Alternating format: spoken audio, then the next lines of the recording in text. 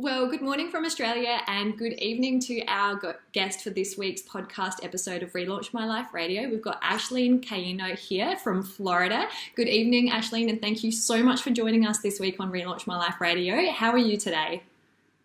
Thank you for having me here, Juliet. I'm really well, and it's strange because it's like the morning. It's like tomorrow there, and it's still nighttime over here. I just put my toddler to bed. Yeah. But yeah, good here.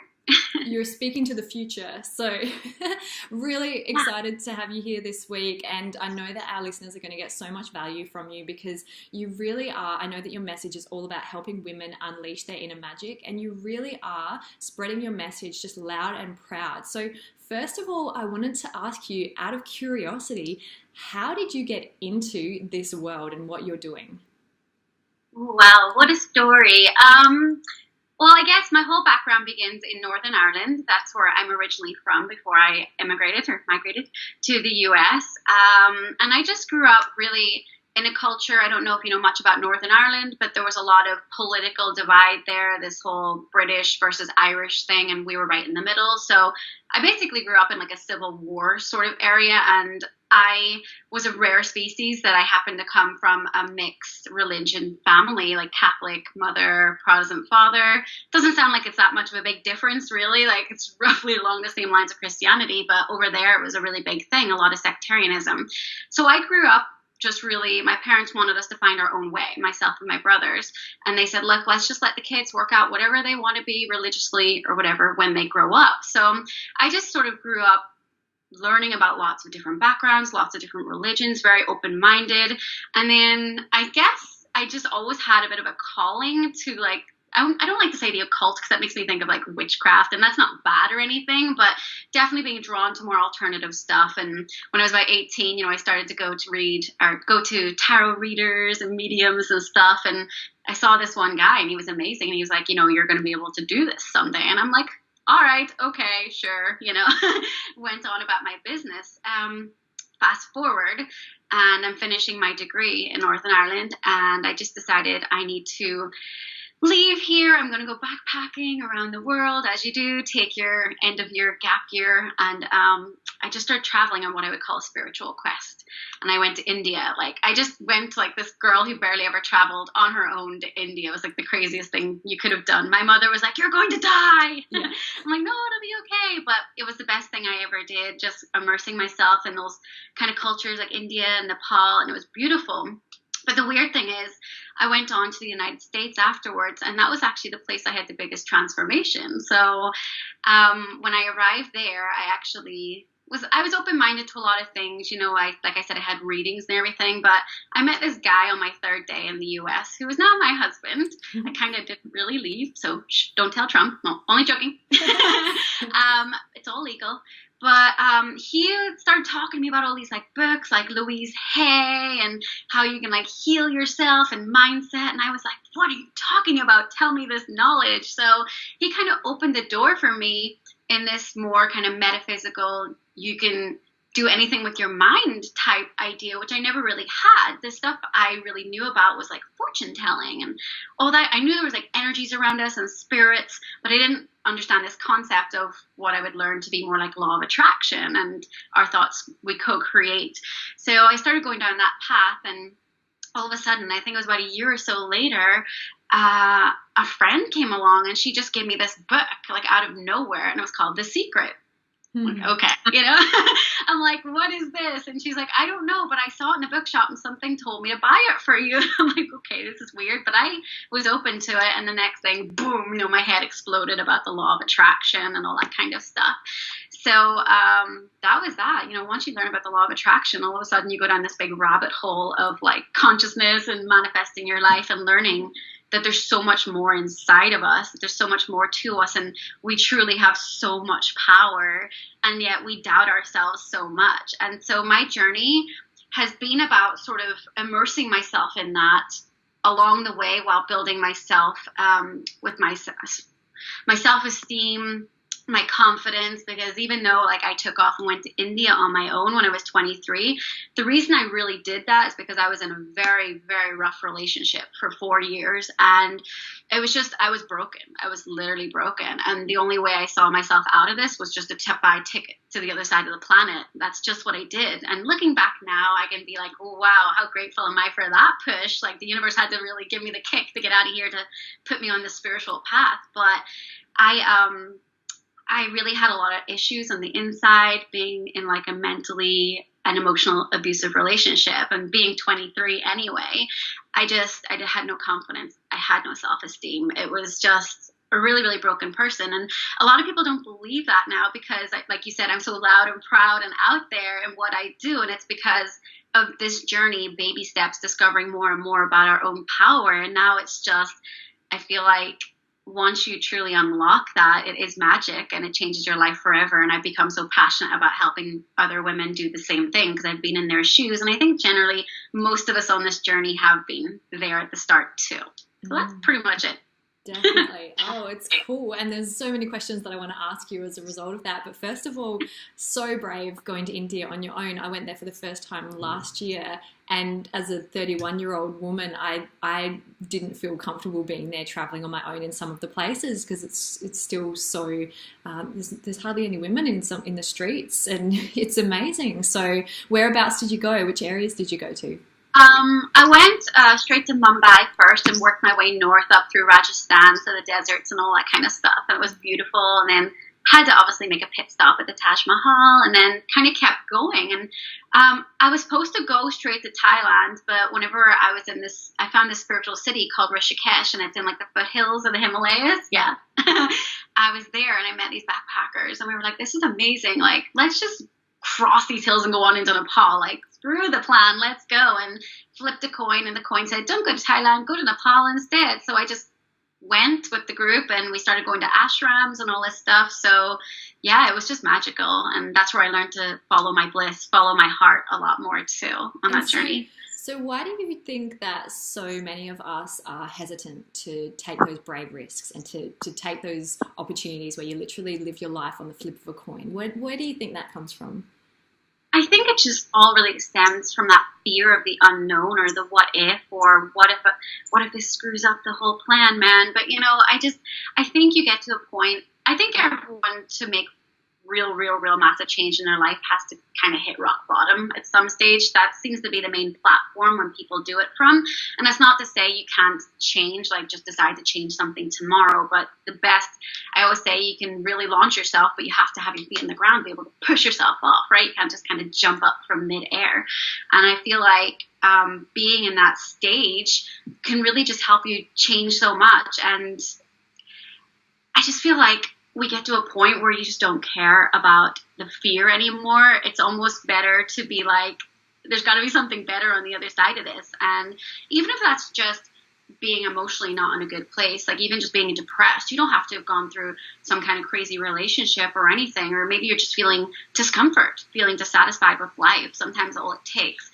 But it's like, Tony Robbins talks about this pain versus pleasure thing, where we don't really make enough change until there's enough pain inside of us to push us to do it. Because even though we know something may be pleasurable, like going to India, we feel like there's more pain. There could be more pain on the other side of that. So we sort of choose the pain we know rather than the pain we don't know. So we sort of stick over here in our little comfort zone.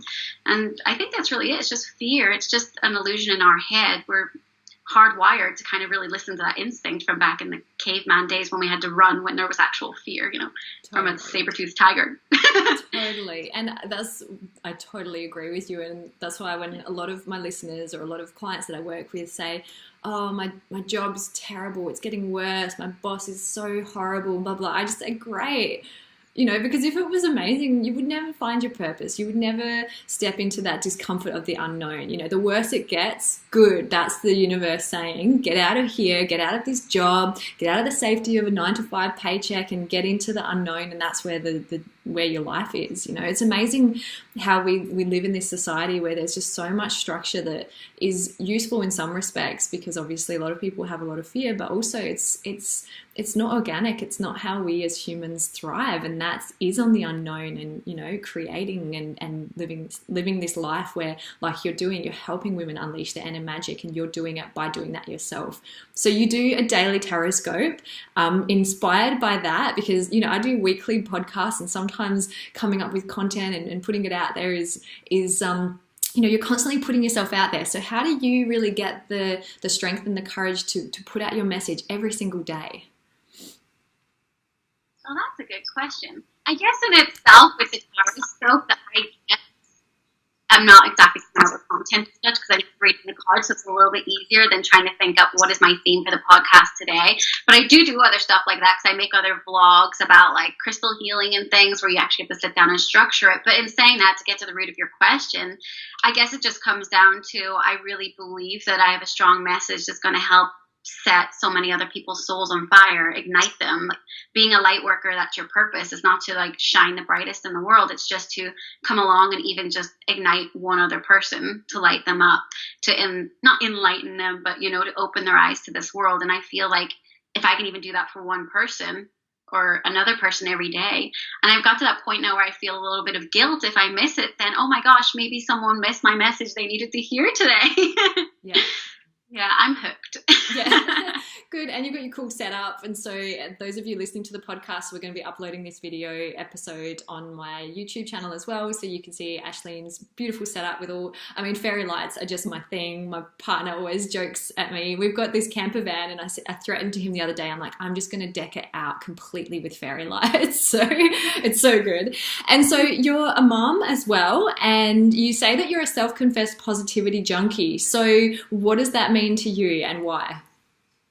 It's funny now because I don't see that as a positivity junkie anymore in myself. I just see myself as normal, because that's kind of what we get used to, the way you are. But I guess it's because I just thrive on all things like law of attraction and being very conscious of your thoughts and your vibration and staying aligned to positivity. And trust me, that does not mean I'm perfect, because, you know, I'm Irish. I do have a hot head on me. Ask my husband. But it's about really just immersing yourself in the positive side of life. And it's funny because, you know, I have family around me that would be a bit more like realists as such. My mom's airy fairy, so she loves it. She's like, go do it, girl. But, you know, some people may say that's not realistic, but I honestly feel like I am living life realistically. And actually, people who see life from the glass half empty, I think that's not realistic. I think they're cutting themselves short. So saying I'm a positive junkie is, to me, it doesn't feel like such a big thing anymore. But to someone who's maybe not living life through those eyes or seeing life that way, it's probably a huge thing. And it's something I'm so passionate about, because you see so much negativity and so many people just broken, and society's just in this really weird funk right now of this kind of like mental and emotional oppression, and just not believing in ourselves, and just popping pills to, you know, cover up whatever's going on in us. And not to pill shame, not doing that at all. I know people need medication, but it's just, we have to reach a point where it's like, we got to try to switch our perception on life here. And if that's just trying to look more positively at things, then more power to it, right? It's not going to kill you, is it? Yeah. And so, like, there's a lot of people listening to this podcast that they're in that kind of transition stage where they know what they're doing right now isn't really what they want to be doing. It's not maybe their purpose or the why they were born. And so they've been preparing or researching or doing all the actions, and it's just that fear is holding them back. Like, what would your advice be for people to just take that next step? Well, I think you guys know what I'm going to say. It's just do it. Like, it's ripping off the Band-Aid. You know, you're looking at your arm and you're like, dude, this is going to hurt. Like, this is going to hurt. So I just got to go for it. In all seriousness, though, the way I look at it is ask yourself this question, like, what's the worst that can happen? And then you can let your mind go crazy and write all the worst case scenarios. And then you can ask yourself, what's the best that can happen? And allow yourself to open up and dream big, and not put your thoughts down or say they're unrealistic. Like, really open up and say, what's the best that can happen? And then look at what path you want to choose. Like, do you want to stay stuck here always feeling like this? Or do you want to take a chance on empowering yourself to make your life better? And this is the thing, like, you can't really fail going down this path, because like, there's no straight path to any kind of success anyway, right? It's all like up and down, ebbs and flows. And we always got to have some kind of mini failures along the way. That's how we learn and get up and we come back stronger. It's like, okay, well, I know not to do that again. Like, that's how we learn. So like, I don't look at this whole journey as like, oh, well, I better not take that path because I might fail. It's like, no, you fail by default by not even trying. So why not just try? Perfect. So everyone listening, just give it a go, give it a try, go out there. And, you know, it's interesting because I hear so many kind of rational reasons for the fear. It's amazing how much people can, I'm like a self-confessed, my sister calls me stupid brave because I just go for stuff and it doesn't make any sense. And I'm just like, yeah, just roll the dice, put it all on 10, go for it. You know, like I'm one of those believers in just going all in. And I think that's a testament to the last few years in creating a lot of different, you know, channels of success and shifting so many things in my life. And I think you going to India and you're only 23, probably pretty similar soul to that. And it's and so for me, sometimes I can be a bit blunt with people that are just living stuck in that fear, because it's like, well, this is inaction, and you can create such a case for all of the reasons why you can't do something or go for your dreams, but that's not gonna change anything. And yeah, it's really interesting. So I'm curious, for you in sort of the last 5 to 10 years on your journey, what's been one of the toughest lessons that you've learned or overcome? That's a good question. It's a good question. For me, it's just been a journey. There's been a lot of steps along the way. Definitely the biggest thing was really putting myself back together again, or a better way to say it is unleashing my inner magic, discovering that it was even there, because I didn't know it was there. Like most of us, I would say pretty much all of us, we don't know it's there. We don't know that power. The biggest thing, eye-opener, other than like going on my travels and starting to learn all about metaphysical stuff and holistic things, it really was that whole law of attraction idea. And once I started learning more about how it's your vibration, and your vibration is basically ruled by your dominant emotions and thoughts. And that makes you so conscious. And then you get a little bit scared because you're like afraid to think, like, you know, the bad thoughts, like, what if my child goes out there and gets hit by a car? You're like, no, stop the thought, stop the thought. Like, that's a little bit, it can make you a little bit afraid. But at the same time, once you embrace like how empowering this whole idea is, it's like it gives you the strength to be brave and to go down this path and take those steps. And that's what I just started doing. I just started believing in it. I started experimenting with it. And even that book coming into my hand was crazy. In fact, I tell a lie. You know how the book came to me? I forgot about this. I actually found a book about 2 days prior called The Vortex, and that was the Law of Attraction book. Yeah. That was it, by Abraham Hicks, Esther and Jerry Hicks. And I was reading this and boom, blew my mind. And 2 days later, this girl gave me The Secret. And I was like, okay, that's what it was. It was like a goosebump moment, like, oh, the Law of Attraction is at work here. And yeah, I don't have any massive lessons, just really kind of putting myself back together, being in this place of not believing I was really worthy of much, to just really starting to believe. And you just kind of have to make that choice of wanting to believe in yourself. But society has us so like indoctrined, if that's what it is, to really be hard on ourselves and to compare ourselves. And I think that's the big killer, because, you know, I could sit here right now and say, oh, well, look, Juliet has a podcast. I'm not doing that, so she's doing it right and I'm doing it wrong. It's but becoming more comfortable in your. You've got fairy lights behind you. But that's the truth, isn't it? We always look at other people's highlight reels. We don't see the full story of what's going on in their lives. No. And we need to really just forget about other people's journeys and focus on ours and what's going to make us happy. And I think that was my biggest lesson, is just every day trying to be more and more conscious of how I want to live my life and the happiness I want to unfold. Beautiful. Yeah, it's so true. And I love this sort of thought that jealousy is just inspiration in disguise. And so when you're seeing those things, it's like, okay, if you feel that little twang of jealousy, you go, oh, maybe I'm actually inspired by that. And what is it that I'm inspired by? So yeah, I used to always get down on myself when I see like super fit people on social media. And then I'd go, oh, wait, maybe she's just inspiring me to go to the gym. Yeah, I probably should do that actually. And then you get off and go to the gym, whereas you can beat yourself up and not do anything. And I think it's always about using that jealousy, whatever emotion, negative or positive, to inspire action in a way that's resourceful for us. So that's really cool. And so you said, you know, the biggest lesson was really learning how to unleash your inner magic. So what does that actually mean to you? Like, what specifically have you unleashed that wasn't a part of you, or what does that mean? I think there was just a part of me inside that was dormant that I just didn't really know was there, whether it's your higher self, your soul, something that is inside of us. And once I kind of learned that there was more to us, that we're actually a part of something bigger, because like I said, I didn't really grow up with any kind of religious background, though I've always been spiritual and believed that there's something.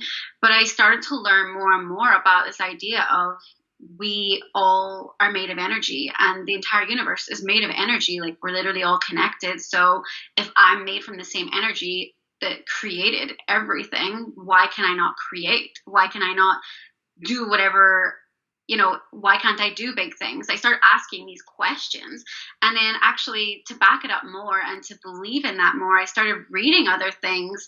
I do come from actually a science background, so that was kind of the first thing that triggered it. I was like, wow, atoms actually look like the universe, like little planets spinning around a sun.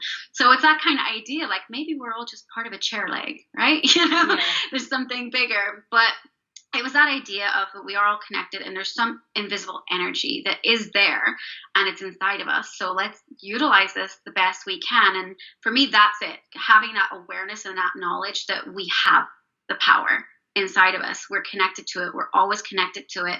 And if you just learn to harness it,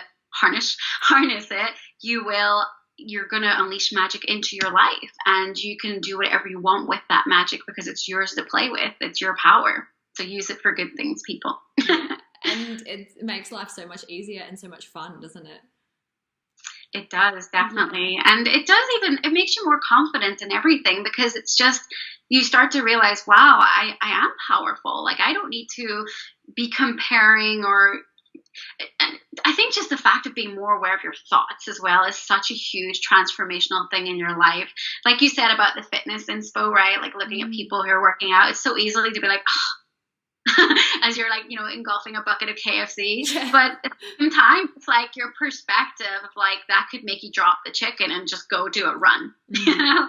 So it's just really that perspective of how do you want to utilize what's going on around you? Do you want to be that person who compares and projects your insecurity out onto that person who's actually inspiring you? Like, try to see everything as an inspiration. Try to see everything as a message from the universe of like, hey, let's go. You want to do this? Well, come on. And I think that's the magic, just stepping into your power and just really following your bliss, following your heart. That was a really big lesson for me. That I feel like, yes, your head serves its purpose for sure. It keeps us in survival mode when we need to and all of that. We make logical decisions, but your heart doesn't steer you wrong. You know when you're falling in love with someone, and you know when something is really, really wrong in a situation. It's a very strong guide. And so I guess those were really my biggest lessons. And that's where the magic is, recognizing that and being aware of it and allowing it to guide you and be your source of power in this lifetime and the next and wherever else we go. Exactly. So yeah, so you believe in past lives and future lives? Oh yeah, hell yeah.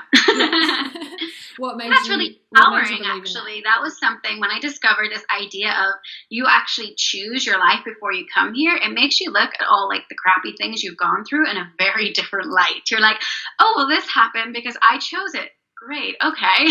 But it's interesting, right? Even the idea of you choose your parents, and that's a hard thing, especially if you come from an abusive family. That can be very challenging, but so much growth can come out of having that understanding. You may grow up thinking, why did this happen? Why? And then maybe you can step back and see, wow, I possibly placed this in my path to learn something, to get some kind of strength from it. go back to Tony Robbins, his story is that he had an extremely abusive mother, extremely. She used to beat him and all this crazy stuff. And he says to this day, he's so grateful for everything she did, because she was what gave him the biggest push to want to help so many people. Yeah. So it's just really flipping that script on everything that happens in your life, trying to see the bigger lesson. And it's the biggest, most empowering thing for me, I think. Perfect. Yeah, I kind of have this concept as well that if all of time is happening now anyway, and we have past, present, future lives, then what if this is just our favorite life and we keep coming back to replay this one? Because it's like when everything shifts in consciousness, and it's really cool with the information age, and it's when, you know, there's more compassion in the world. And I think, you know, it's amazing. I'm really excited to see what the next few years is like, and I kind of have this knowing that it's going to unfold in a really beautiful way.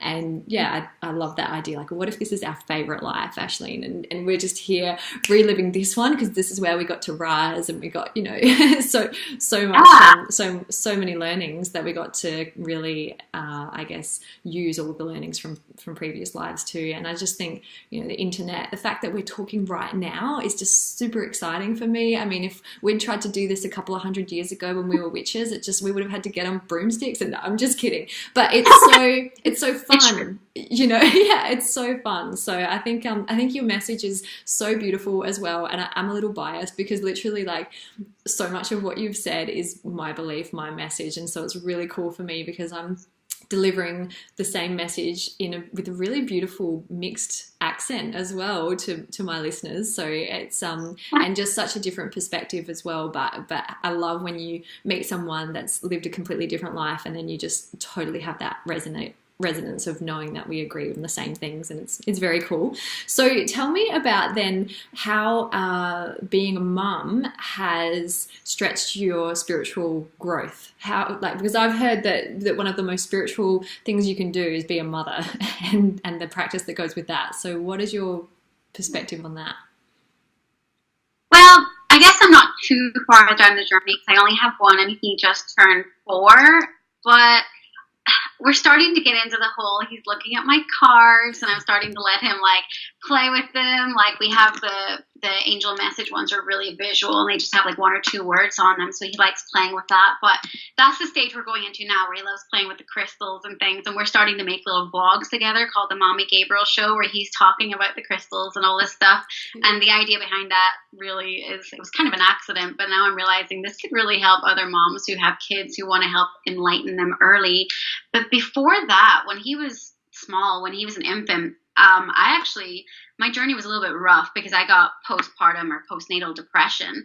And for me, I kind of had this idea of being a mother, right? That it was just going to be amazing, and you're going to feel this huge bond right away. And don't get me wrong, I did love him, but I thought this child hated me and just didn't want me anywhere near him. It was just something that was in my head, and it was insane. I never thought it would happen to me, but it did. And so that was hard. The first year didn't feel like that wonderful as a mother. And then as it started to pass, then it all started to come together. And I think in itself, that was also a spiritual journey for me, a spiritual lesson, to be able to step back and see what can I take from this situation and learn. But it definitely is a journey. It is beautiful. I mean, oh my gosh, we have the best relationship now. It's crazy to think that stuff even happened, but it's beautiful to see the world through those eyes of seeing everything for the first time. And I see him kind of looking behind me sometimes, and I'm like, is that it? Is this it? Is he having a moment where he's seeing the spirits? You know, so I'm ready to nurture, and I think that in itself is a beautiful thing. Beautiful. The sense that is. Yeah, and I think that's what's exciting about the future as well, is all of these children coming through that are not being told that the things that they're seeing or hearing are crazy, but they're being given a voice, and they're being listened to. And I think it's going to be fascinating to see what unfolds. So it's very cool. Well, thank you so much for your openness and your authenticity, and for spreading your magic with our listeners. I'm curious if you've got any final kind of words of advice or support for the people at home. My only advice would be try not to sit around too long on your fear, because in case you haven't noticed, like, it feels like it was Christmas last week, right? But it was actually like 4.5 months ago, and it's like 7.5 months to go until Christmas again. Life is going really fast, and you know, you're probably already thinking, I'm going to start working on my New Year's resolutions of the ones you didn't start. And it's like, we can't keep living our life this way of waiting for a certain date to make changes. My advice would be just get to it and start doing it and not wasting your life any longer, because honestly, we could step out tomorrow and get hit by a bus or something. You know, it's just, it could all end right away.